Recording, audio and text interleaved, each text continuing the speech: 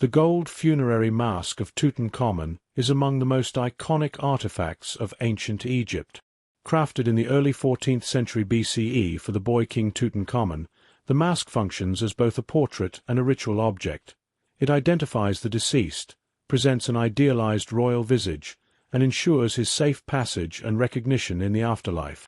Howard Carter uncovered Tutankhamun's intact tomb in the Valley of the Kings in November 1922.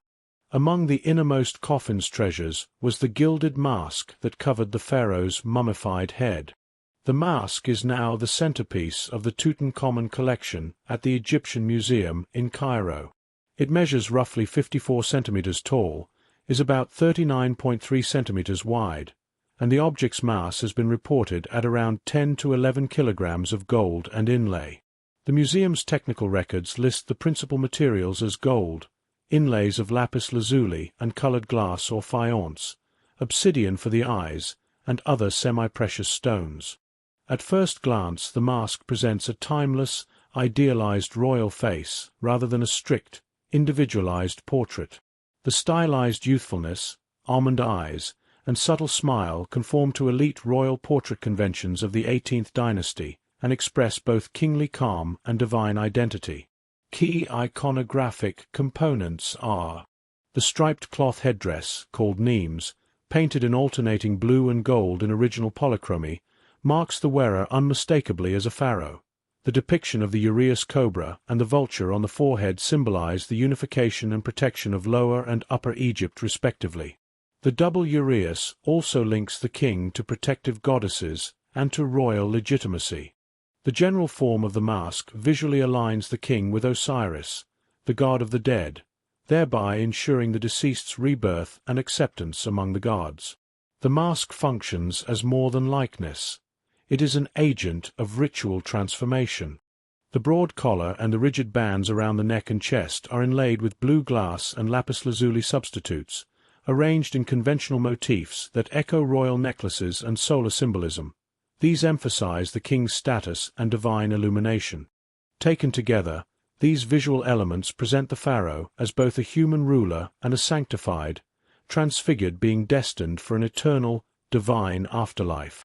The mask was crafted by hammering thin sheets of high-purity gold over an inner frame and joining sections by soldering or lapping.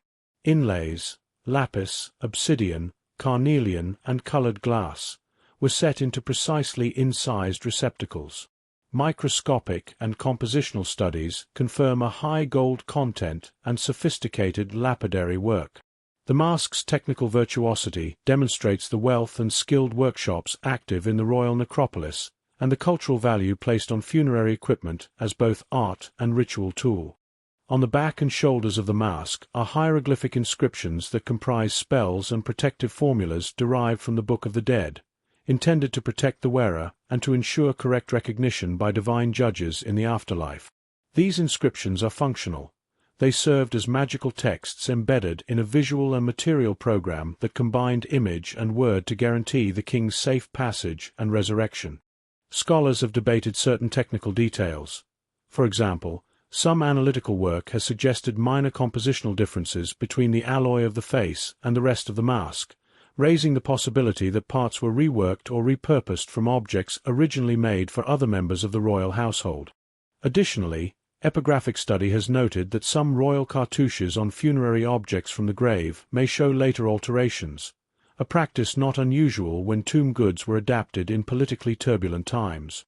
While such observations are intriguing, the mainstream consensus treats the mask as an intentional, high-quality funerary commission for Tutankhamun's interment, manufactured in the royal goldsmith workshops active in Thebes. The mask has been the subject of modern conservation work and occasional controversy. In 2014 to 2015, the mask's beard reportedly detached, or was feared to have detached, and museum staff carried out an expedited reattachment using adhesives. This repair provoked criticism in international conservation circles because of the choice of materials and the lack of consultation with external experts. In the photo you can see the beard on the right. Beyond its funerary role, the mask is an enduring global symbol of ancient Egypt. Its image has shaped public perceptions of pharaonic kingship, archaeology, and museum display throughout the 20th and 21st centuries. As both an archaeological artifact and a work of exceptional material and aesthetic quality, it invites multidisciplinary study, from metallurgical analysis and iconographic interpretation to ethical debates about display, ownership, and conservation. Thanks for watching. If you enjoyed this video, please subscribe so you won't miss new ones.